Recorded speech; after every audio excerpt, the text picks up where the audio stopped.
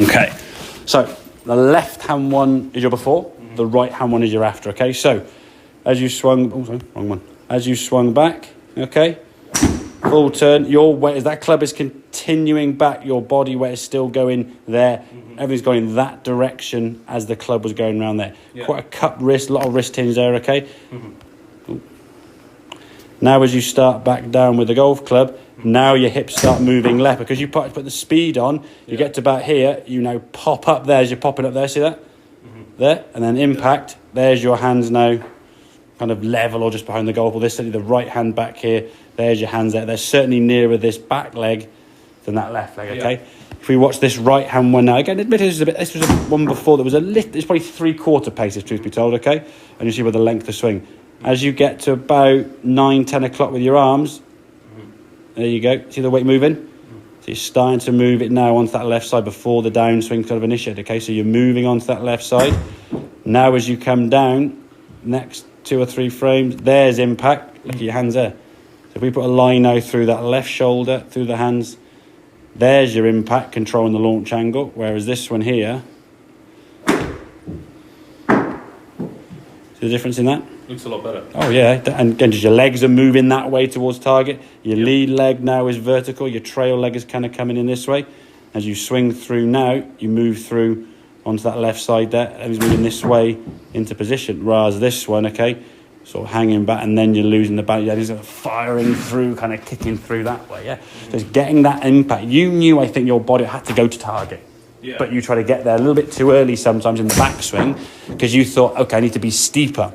I think you understood context of how to get the ball flight down. Some of the words you were talking about tells me you've read or learned a lot about stuff, compression and ball flight, and all these things you were talking about. And you're not wrong with that.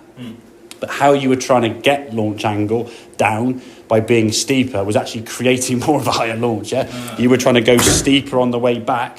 You got here now, and then it was just like pop. Once your body starts going upwards this way, the slingshot effect of the golf club is going to come around the corner too quick. So you can't control that club face.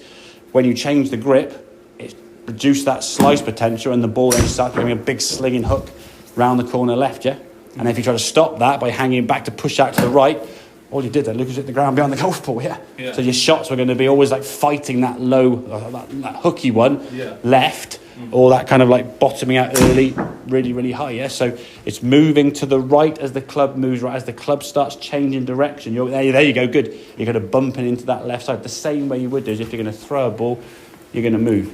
Slight change of tempo.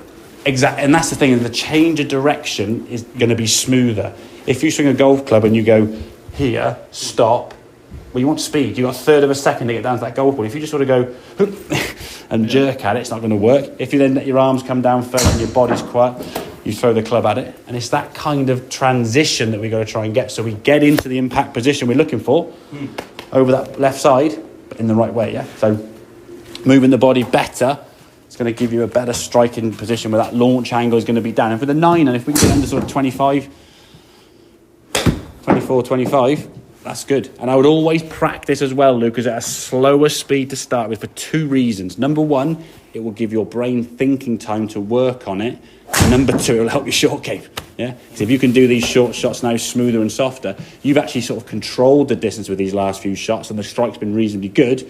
Able to hit the golf ball now a distance that you want to hit. So when you're on the golf course, you now have shots for 80, 70, 60, 100, whatever it may be. It's not just, I'm going to whack the living daylights out of a sand line and hope for the best. And it might go thinning across the back of the green, or I might hook it way left or whatever there, or ground first and duff it, Does that make sense in you? Yeah, it does. Good. Very good.